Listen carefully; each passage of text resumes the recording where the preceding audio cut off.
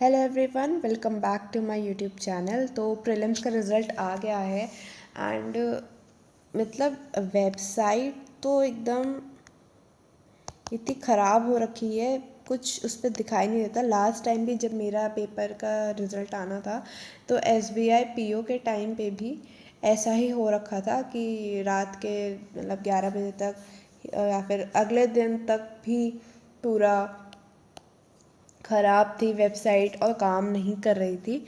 तो बहुत मुश्किल से मैंने अपना रिज़ल्ट देखा था एंड मैं अभी टेलीग्राम पे जो मेरा ग्रुप है उसमें मैं सारे स्टूडेंट्स का देख रही थी जो लोग अपना रिज़ल्ट नहीं देख पा रहे थे। तो मैं भी ट्राई कर रही थी अपने एंड से कि मैं उनका रिज़ल्ट देख पाऊँ, बट वो वेबसाइट हमेशा क्रैश कर जाती है। तो अगर आपने अभी तक नहीं देखा अपना रिज़ल्ट तो शायद नेक्स्ट डे आज जो है पूरा वेबसाइट पे काम करने लगेगी होपफुली अच्छे से। ठीक है, तो ये वीडियो 10 डे स्ट्रैटेजी है। अभी 10 दिन बचे हैं, सिर्फ 10 दिन या अप्रॉक्सीमेटली 11 दिन कह लो, क्योंकि एक दिन तो ट्रैवल में चला जाएगा। जिसका भी बाहर है, मेंस का सेंटर बाहर पड़ रहा है, उनके लिए तो एक दिन ट्रैवल में चला जाएगा। तो मोस्टली आपके पास अभी 10 दिन है। ठीक है, अब ये 10 दिन को कैसे यूटिलाइज़ करें अच्छे से, जिससे मेंस क्लियर हो जाए। तो मैं आपको एक आपका रूटीन सेट करके बता देती हूँ कि आपका रूटीन क्या रहना चाहिए। कि आप जितने टाइम पे उठते हैं आप उतने टाइम पे उठें। ठीक है, सबसे पहले क्या करना है आपको? पहली बात तो करंट अफेयर्स अब करने हैं नहीं, डेली वाले करंट अफेयर्स मत करो। अब एक मेंस का मॉक लगाना है फुल लेंथ। ठीक है, ये लगा लिया। इसके बाद उसका एनालिसिस करना है। जो क्वेश्चंस आपसे सॉल्व नहीं हो पाए हैं या फिर जिस क्वेश्चंस के टॉपिक में आप फंस रहे हैं उसका रिवीजन करना है, प्लस सॉल्यूशंस देखने हैं, प्लस अपनी स्पीड पे फोकस करना है। ये सब करेंगे हम एनालिसिस में। ठीक है, अब एनालिसिस करने में आपका 2 से 3 घंटा जाएगा। मॉक भी कितने का होता है? 2 घंटे का, 2.5 आवर्स का होता है। ठीक है, मॉक में तो जितना टाइम लगेगा। ठीक है, ये पूरा मैं मान के चलती हूँ आपको इसमें लग जाएंगे आराम से 6 घंटे। ठीक है, अब 6 घंटे तो आपने एनालिसिस और इसमें निकाल दिए। अब बाकी का जो टाइम आपका बच रहा है उसको सिर्फ और सिर्फ करंट अफेयर्स में डाल दो। अब करंट अफेयर्स में भी आपको क्या करना है? करंट अफेयर्स में आपको करना है 4 मंथ्स के,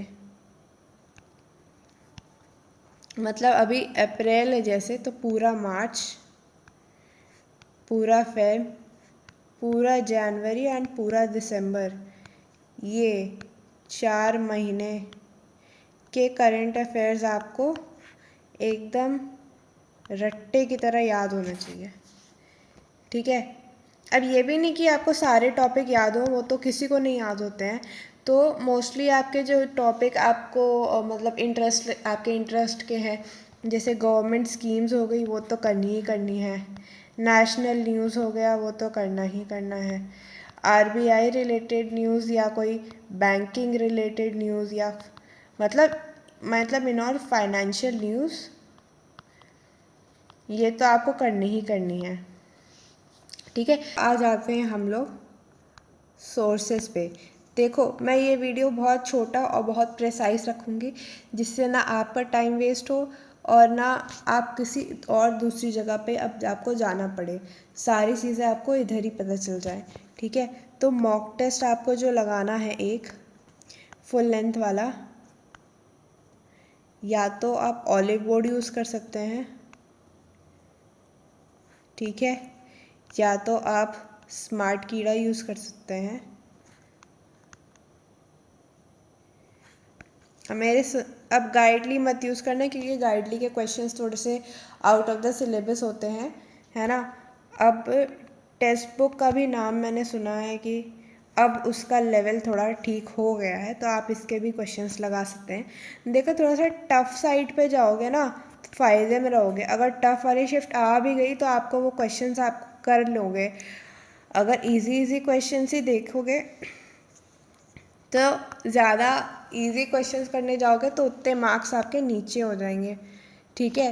अगर पेपर इजी आ जाता है तो नॉर्मलाइजेशन में उसके मार्क्स तो कम होंगे और टफ शिफ्ट वालों के ऊपर होंगे, जो नॉर्मलाइजेशन में होता है। अभी देखो प्रीलिम्स में भी आपका नॉर्मलाइजेशन हुआ है, ठीक है। तो आपको हार्ड और टफ क्वेश्चंस ही प्रैक्टिस करने चाहिए मोस्टली, ताकि आप किसी भी सिचुएशन में ना फंसो नहीं, ठीक है। क्योंकि इसमें सेक्शनल कट ऑफ नहीं है, ठीक है, सेक्शनल कट ऑफ नहीं है, तो आप अपना जो आपके स्ट्रॉन्ग सब्जेक्ट हैं उस पर ज़्यादा फोकस कर सकते हैं। और एक दो चैप्टर जैसे आपके क्वांट्स में आपको प्रोबेबिलिटी लगता है, प्रोबेबिलिटी हो गया, मेंसुरेशन हो गया, और ऐसे ही एक दो टॉपिक और होते हैं जो नहीं अच्छे लगते, तो आप उसको स्किप कर सकते हैं, ठीक है। क्योंकि उसका बाकी के मिसलेनियस क्वेश्चंस भी आएंगे, क्योंकि न्यूमेरिकल का पेपर थोड़ा सा इजी आता है ना, और इसके क्वेश्चंस जो होते हैं बहुत डुएबल होते हैं। बाकी एज इट इज़ आपके जो फुल लेंथ मॉक आप लाएंगे उसमें आपको हर टाइप के और हर तरीके के क्वेश्चंस मिलेंगे। आपके जैसे 10 डेज़ है तो आप उसमें 10 मॉक्स लगा ही लेंगे, तो हर एक कोई भी क्वेश्चन मॉक में स्किप मत करना। देखो वहाँ पे आप बैठोगे तो वहाँ पे स्किप कर सकते हो, क्योंकि वहाँ पे आपके मार्क्स सही वाले जा रहे हैं, बट अगर आप प्रैक्टिस सेशन में ही स्किप कर दोगे तो वहाँ पे आप जाके कैसे कर पाओगे। मान लो वहाँ पे क्वेश्चन फंस ही गया तो और वो क्वेश्चन जो फंसा है क्या पता वो मॉक में पूछा गया हो, अगर मॉक में वो प्रैक्टिस कर लेते तो वहाँ पे फंसता नहीं वो क्वेश्चन, ठीक है।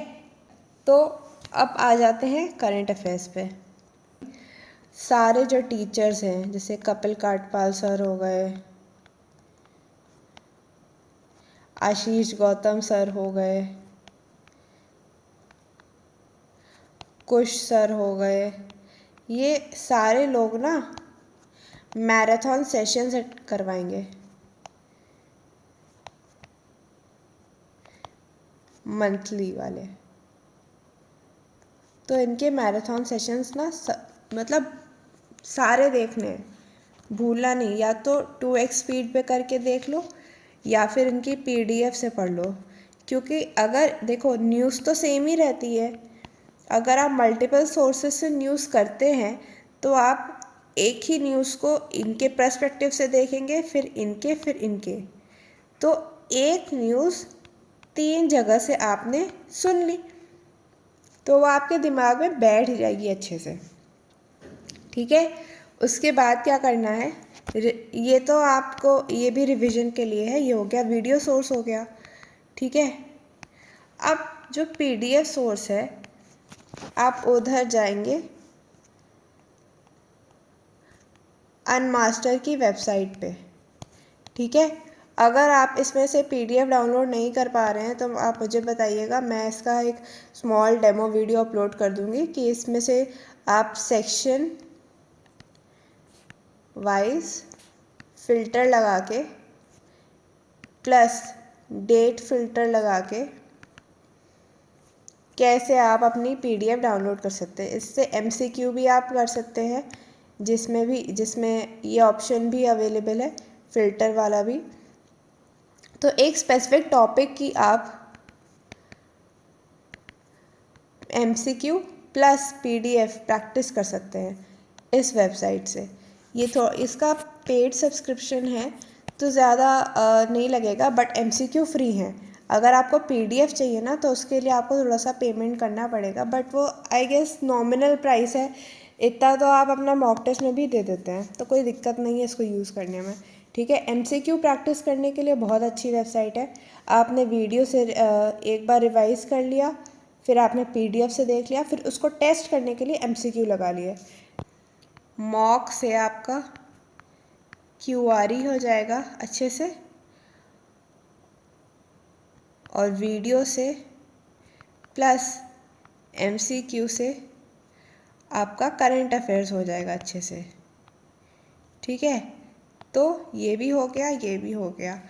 अब जो मेरी एनालिसिस है कि लास्ट कट ऑफ जो गया था यूपी का, वो गया था 80। ठीक है, मेंस का। और प्री का जो कट ऑफ गया लास्ट वाला वो था 60, और अभी जो कट ऑफ आया है वो 61 पॉइंट समथिंग है। ठीक है, तो मेंस का कट ऑफ भी सिमिलर लाइंस में ही होगा, हद से हद 82 चला जाएगा या 83 चला जाएगा। तो जो ये वो भी ये जो है ये जनरल कैटेगरी की बात मैं कर रही हूँ। तो आपको जो गोल आपको रखना है मार्क्स का वो 100 रखना है। ठीक है, 100 का गोल रखोगे ना तब जाके आपके 80 से 90 के बीच में मार्क्स आ पाएंगे, क्योंकि 10 मार्क्स का गैप तो लेके चलना ही पड़ता है। देखो मेरा अटेम्प्ट जो था मेंस में वो था 107 क्वेश्चंस।